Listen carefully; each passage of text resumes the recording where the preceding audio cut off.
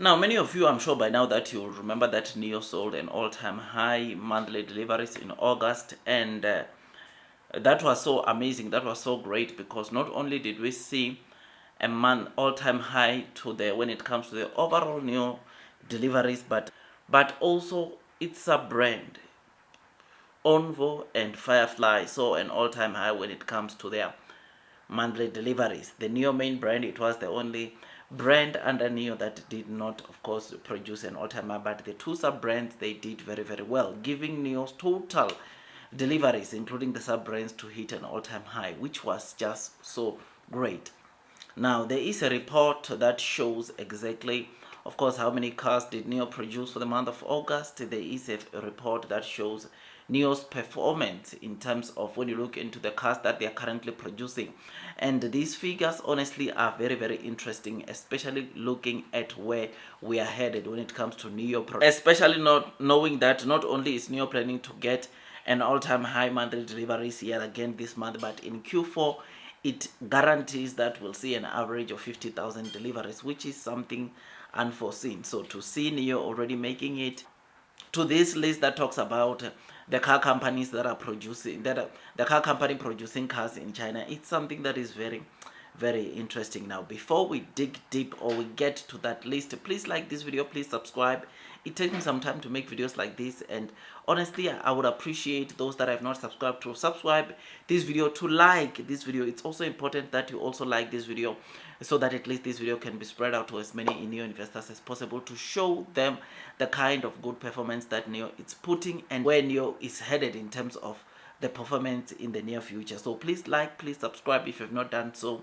I mean, it takes me some time to make videos like this, and I appreciate all of you that have been liking this video, that have been subscribing, that are not only watching but have subscribed and continue subscribing, because that gives me the edge to want to do more and to produce more content for you on a daily basis. Now, back to the video without wasting any more of your time. You will notice, firstly, just looking at the production trends of Chinese auto OEMs, right? This include your Geely, your Chery, your BYD, your Nio, your Xpeng, your all of China's OEMs are included here.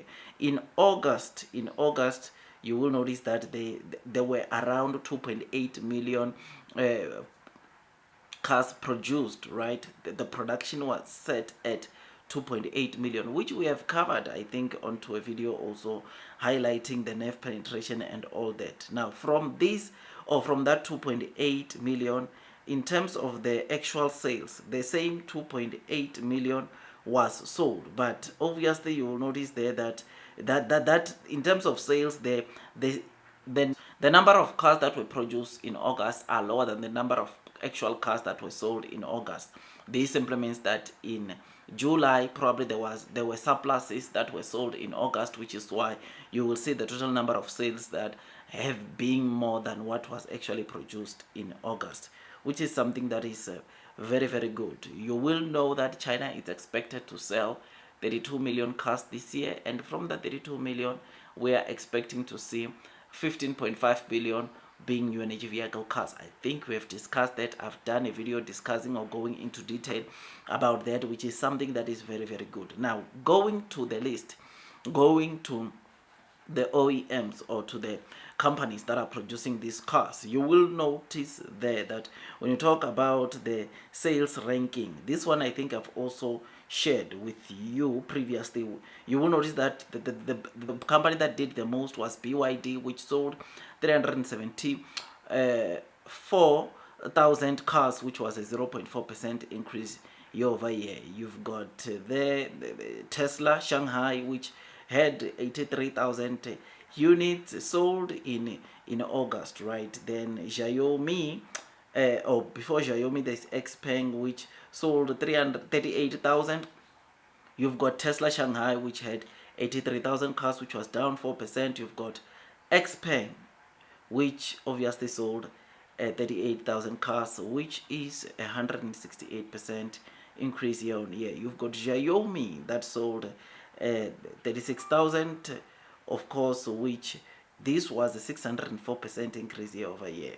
Then you've got Nio sold 31,000, which was a 55% increase year over year. Now, when it comes to production, I will leave that. I won't touch it all because and go all the other, of course, new energy vehicle cars. But I'll just pick those popular ones, the ones that we usually discuss on these channels, right? You will notice that when you look into or when you go into the production side, in August, SAIC produced 366,000 cars, BYD 353,000 cars.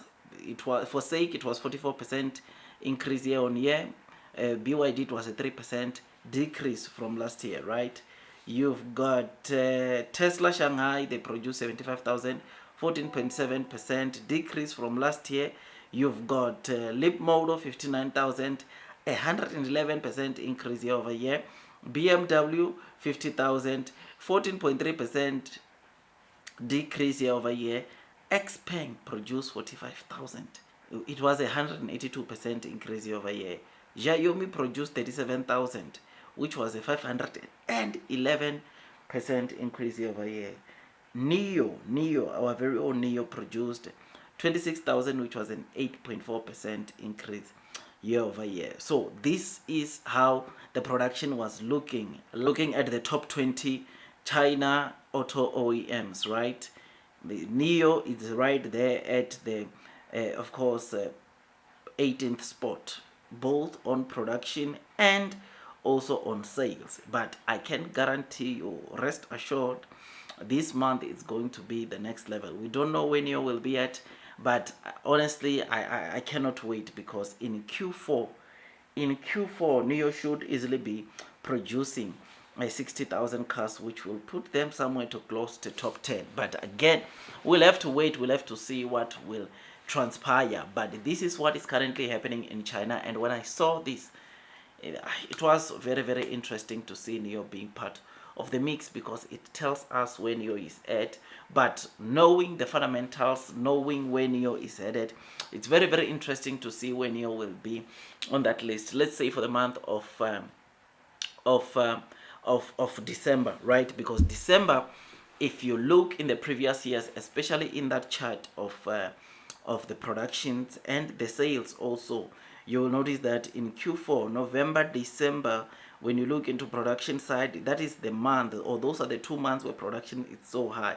Even when it comes to sales are in December, especially it is November, December, those months the sales are high, simply because people are rushing to make sure that they get to spend the festive season on brand new cars, which is why you would usually see EV makers or new energy vehicle companies like Nio doing so well around that time. It is for that reason that Nio even brought back the Nio Day to September, just to cater or make sure that the ES8 gets to benefit from the demand that comes in Q4, which was a very, very good idea from Nio.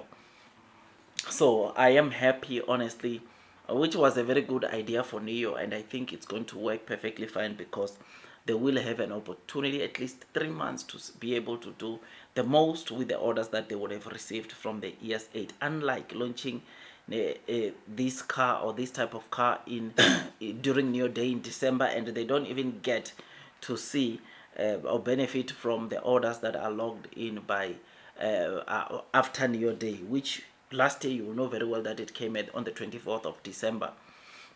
So my dear friends, I am happy, I'm excited. Blue Sky is coming, long term will win. I thought I'd quickly come and give you these updates. Tell me what you think. I remain long, I remain strong on Nio, because I know one thing, and that is Blue Sky is coming. I know one thing, and that is those that are persevering throughout the headwinds of the share price will most definitely be rewarded with time. It takes me some time to make videos like this, but please, man, just like this video, just subscribe, just hit that notification bell. I'll keep them coming, I promise. That is all from me, my dear friends, and God bless you all.